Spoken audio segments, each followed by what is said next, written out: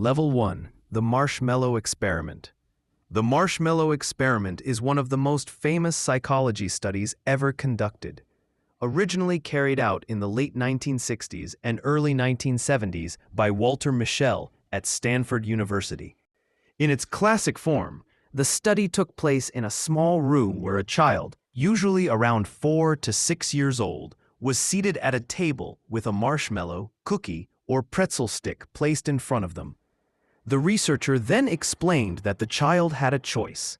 They could eat the treat immediately if they wanted, but if they waited until the researcher returned about 15 minutes later, they would be rewarded with a second treat, effectively doubling their prize. What followed was a battle between desire and discipline, temptation and self-control, played out in the innocent faces and restless bodies of young children.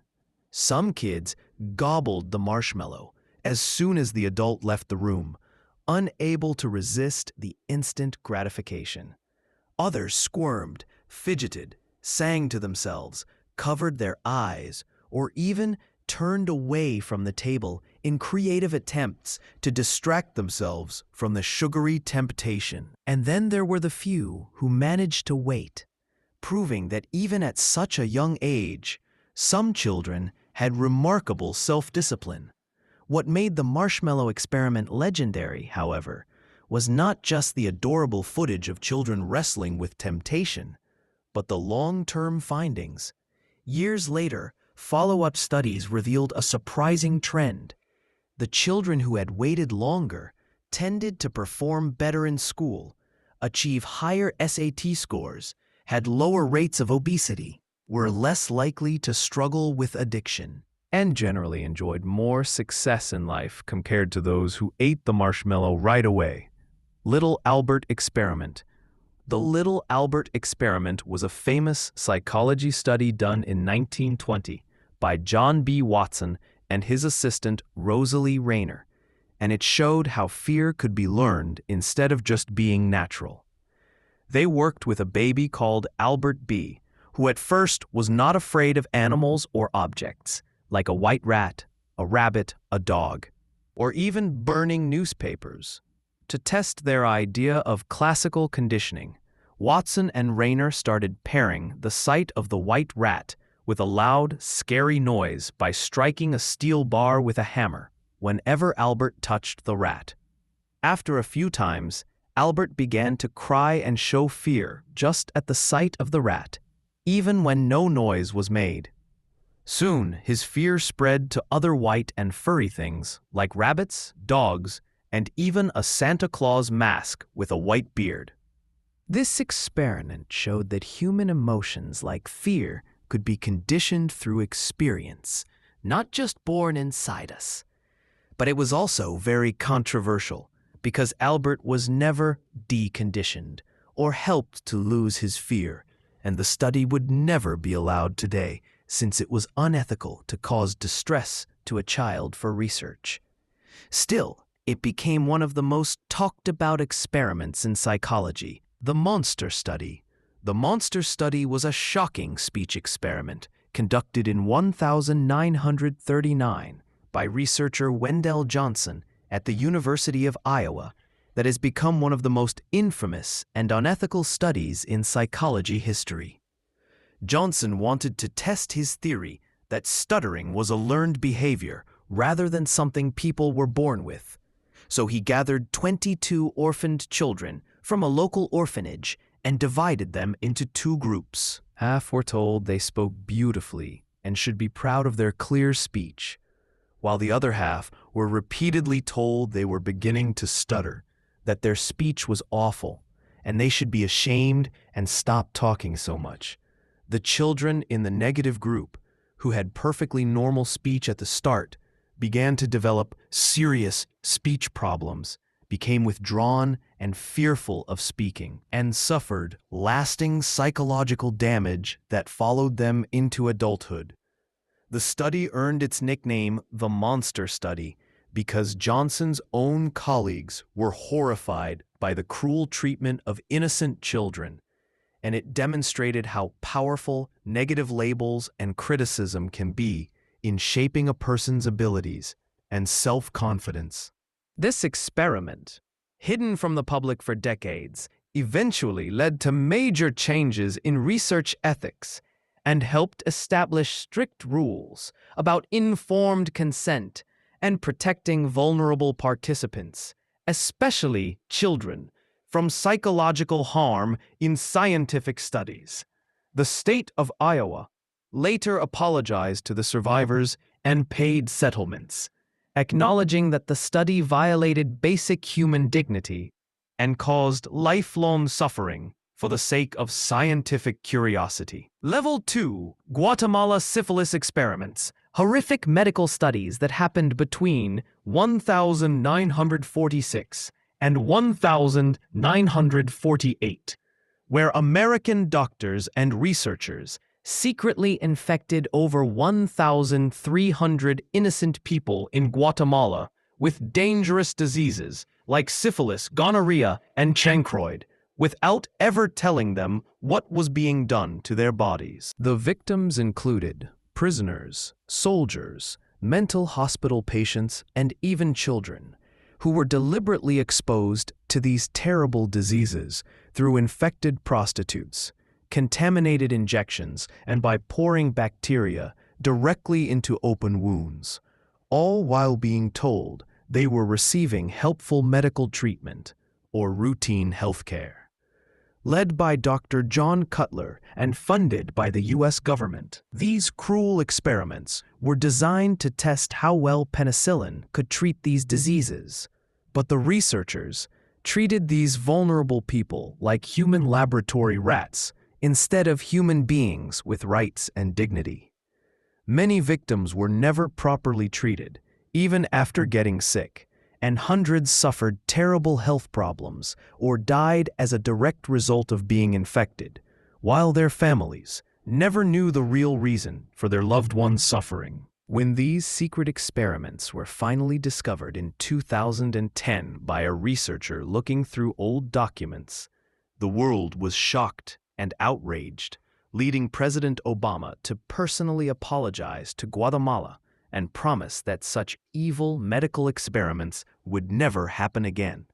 Holmesburg prison experiments, deeply disturbing medical tests conducted from the 1950s to 1980s at Holmesburg Prison in Philadelphia, where dermatologist Albert Kligman turned hundreds of mostly poor black and white inmates into human test subjects for painful and dangerous experiments that left many scarred for life. Kligman, who infamously said the prisoners were like acres of skin when he first visited the prison, convinced inmates to participate by offering them small payments of cigarettes, candy, and a few dollars. But he never told them about the serious risks they faced or what chemicals were actually being tested on their bodies. The prisoners were exposed to incredibly harmful substances, including chemical warfare agents, radioactive materials, dioxin, the poisonous chemical in Agent Orange, harsh skin creams, shampoos, deodorants, and experimental drugs, with many tests leaving permanent scars, burns, rashes, and long-term health problems that the men would carry for the rest of their lives. These experiments were funded by major companies like Johnson & Johnson, Dow Chemical, and the U.S. Army, who wanted to test their products and weapons on human skin, but didn't want to use volunteers who might sue them if something went wrong. The inmates, who were mainly from poor communities and had little education about their rights, trusted that the doctors wouldn't seriously harm them, but instead, they were treated like disposable lab animals in studies that would never be allowed on regular citizens outside of prison walls. When investigative reporters finally exposed these horrible experiments in the 1970s, the public was outraged to learn that American prisoners had been deliberately poisoned and burned for decades, leading to lawsuits, new laws protecting prisoners from medical abuse, and strict rules requiring informed consent for all medical research on human beings. Level 3 Robbers Cave Experiment 1954 by a researcher named Muzaffar Sharif. It took place at a summer camp in Oklahoma with 22 boys who were around 11 or 12 years old. At first, the boys were divided into two groups and kept apart, so each group thought they were the only campers. During this stage, they built friendships within their own groups and created their own team names, flags, and rules. Later, the researchers brought the two groups together and introduced competitive activities such as tug-of-war, baseball, and treasure hunts, where only one group could win. Very quickly, this competition led to strong conflict. Boys started insulting each other, refusing to eat together, and even getting into physical fights. The groups developed a sense of us versus them, showing how easily hostility can grow when people compete. After the conflict became intense, the researchers tried to reduce it by first organizing fun activities for both groups together. But this did not help. Then they introduced superordinate goals, which were problems that could only be solved if both groups worked together, like fixing a water tank, pushing a stuck truck, or pooling money to watch a movie. These shared challenges slowly forced the boys to cooperate, and over time, the negative feelings faded, leading them to become friends again by the end of camp. This experiment showed how group conflict can form very quickly through competition, and how cooperation on shared goals can break down hostility and build peace. The Tuskegee Syphilis Study was a very unethical medical experiment that took place in the United States between 1932 and 1972. The U.S. Public Health Service wanted to study how syphilis, a serious sexually transmitted disease, developed if it was left untreated. They chose around 600 poor African American men in Tuskegee, Alabama. 399 of them had syphilis, and 201 did not. The men were told they were being treated for bad blood, but in reality, the doctors never gave them proper medicine. Even after penicillin was discovered in the 1940s and became the standard cure for syphilis, the researchers still refused to treat the men, just so they could watch how the disease progressed. The men suffered terrible health problems. Many died, and their families were also affected. Some wives got infected, and some children were born with syphilis. The men were not fully informed, and they trusted the doctors, not knowing the truth. The study only ended in 1972 after a news reporter exposed it to the public, causing nationwide outrage. Later, the U.S. government officially apologized in 1997. The Tuskegee Syphilis Study is now remembered as one of the most shameful cases of medical abuse in American history, and it taught the world why ethical rules and informed consent are so important in research. Level 4 Stanford Prison Experiment, a very famous psychology study done in 1971 by Professor Philip Zimbardo at Stanford University. The goal was to see how ordinary people would behave if they were put in the roles of guards and prisoners. Zimbardo and his team turned the basement of the psychology building into a fake prison and recruited 24 healthy male college students. Half were randomly assigned to be guards, and the other half became prisoners. At first, it was supposed to be a 2-week experiment, but things got out of control very quickly. The guards started acting with authority, creating strict rules, giving punishments, and even humiliating the prisoners. Some guards became aggressive, while the prisoners became stressed, anxious, and emotionally upset. Within only a few days, several prisoners broke down and had to leave the study. What was meant to last 14 days was stopped after just 6 days because the situation had become too cruel and dangerous. The experiment showed how easily normal people can change their behavior when given power or placed in a system of control. It also raised big questions about ethics in psychology, since the participants suffered real emotional harm. Today, the Stanford Prison Experiment is remembered as both a powerful example of human behavior under authority and a warning about the dangers of poorly controlled experiments. Auschwitz twin experiments.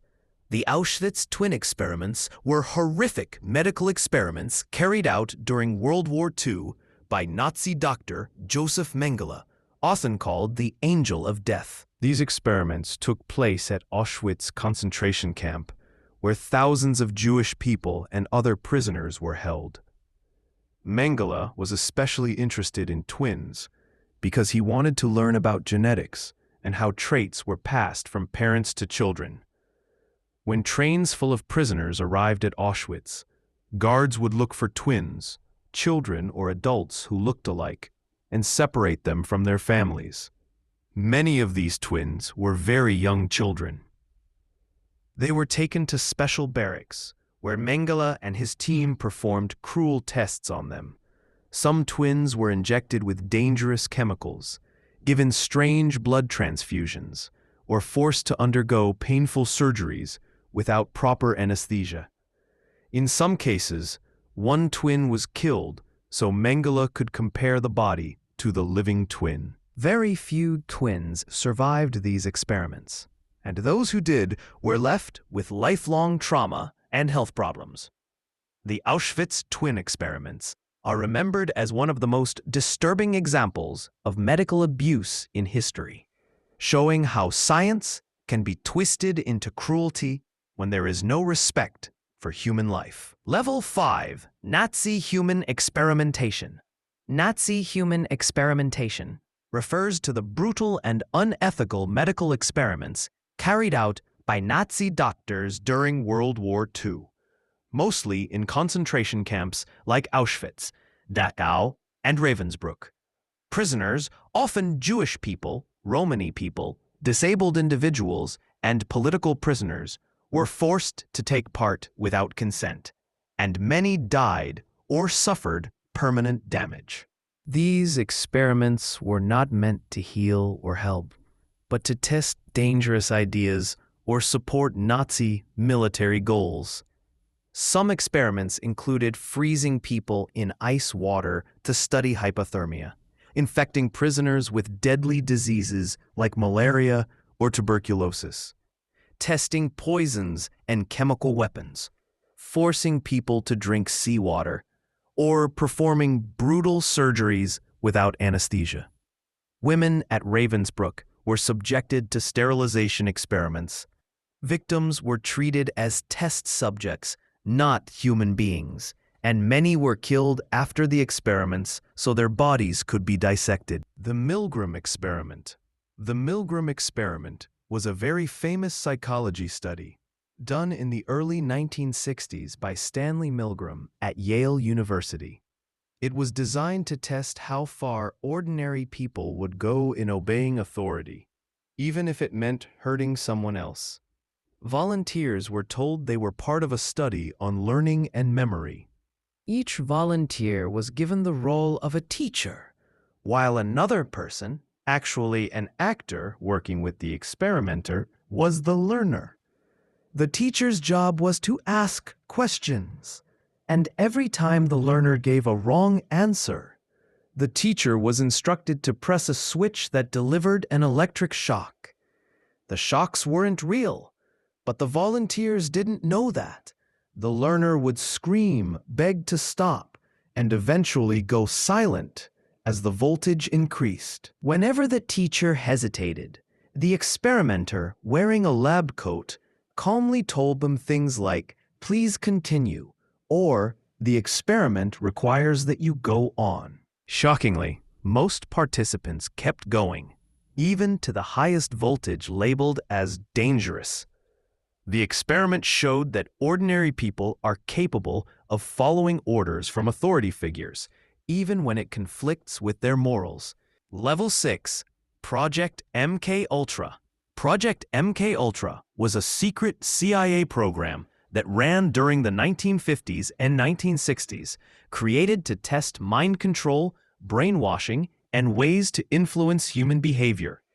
The CIA believed that during the Cold War, enemies like the Soviet Union and China might be using similar techniques, so they wanted to develop their own methods. Under MKUltra, researchers carried out experiments on thousands of people, often without their knowledge or consent. Some were given high doses of LSD and other drugs, while others were subjected to hypnosis, sleep deprivation, electroshock, or sensory isolation to see how their minds would react. Many of the test subjects were prisoners, mental health patients, or everyday citizens who didn't know the government was experimenting on them. In some cases, people suffered long-term psychological damage, paranoia, or even death. The program stayed hidden for decades until it was exposed in the 1970s by journalists and U.S. government investigations.